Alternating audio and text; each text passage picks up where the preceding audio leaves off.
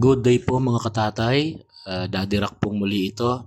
At paumanhin po kung bagong account na po itong aking ginagamit. Kasi po yung akin pong lumang account is nahack po. At sad to say na may mga naperwisyo pong tao yung mga hacker na nagnakaw ng aking previous account. Kinalulungkot ko po ang nangyari at ipagpasa Diyos po natin ang lahat at makakabangon din po tayo. Ikinalulungkot ko po ang nangyari. Hindi ko po ito ginusto. Kaya po ito, gumawa po ako ng bagong account at dito na po ako mag-upload ng mga videos na improvement ng aking hog racing and hog farming. Okay, so move on na po tayo. So as you can see po mga kapatid, we have to move on sa mga nangyari, and as you can see po mga kapatid, ito pong mga inaalagaan kong baboy since June. Pinanganak sila ng May, ngayon po ay August na, sila po ay running to 90 days na po sila. So running 90 days, so wala pa silang 2 buwan, running 90 days pa lang, kasi 1 buwan na kasama ng magulang, 1 buwan bago iwalay, tapos magto 2 months na po sila na nawalay. Ayan, so ayan, makita nyo yan, si Jenny buntis na uli yan. Ayan, so ayos yan kapag pang dispose na yung ating mga biik, meron tayong mga naka-ready na biik na lalabas naman galing kay Jenny. Yan naman yung dati, si Malu at si Bekbek. Ayan, malalaki na rin sila, mga pang-inahin din natin yan in the future. Ayan, mga ilang buwan pwede na silang pasampahan. Siguro pagka-dispose din ng mga biik.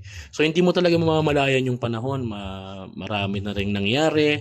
And syempre medyo struggle tayo sa feeds, pero sa awa ng Panginoon mayroon tayong naka-deal dito na willing na mag-supply sa atin ng feeds at mabayaran na lang siya pagka-dispose ng mga baboy. Shout out kay Ate Roslyn Davela. Salamat po sa tiwala ninyo. At kapag dispose po nitong baboy, mag-uusap tayo kaagad. So ayan po, going 2 months na po yung mga baboy na yan. Napakabilis, napakalalakas kumain, napakaliliksi. Awa ng Diyos, wala naman pong senyales ng ASF dito sa aming lugar. So hindi pa po, wala po kami noon, at wag naman po sana. Pero I heard magkakaroon yata ng vaccine by next month. Hindi ko lang alam kung magiging mabilis yung distribution. Parang na-share yata ron sa isang group page ko na sinalihan about hog racing na magkakaroon na raw ng vaccine. So hintayin po natin yun. Malaking bagay po yun sa mga farmers.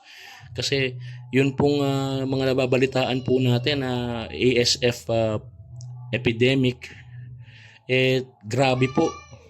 Kumbaga sa tao, parang COVID, yung unang kasagsagan, talagang yung mga baboy binabaon ng buhay dahil sa ASF. So hopefully and praying na wala naman po dito.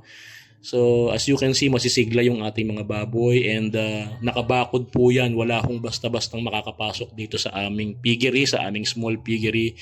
Sinecure ho talaga namin dahil nga syempre as part of biosecurity din, and mayat maya tayo napakadalas po nating mag-sanitize dito sa ating small piggery dahil sa ating pag-iingat. And syempre may mga kapitbahay din po tayo, panay tayo linis para hindi tayo makaperwisyo sa kapitbahay. So mula po ngayon, dito na po kayo mag-abang sa account na ito ng mga uploads tungkol sa hog racing, and God bless you guys.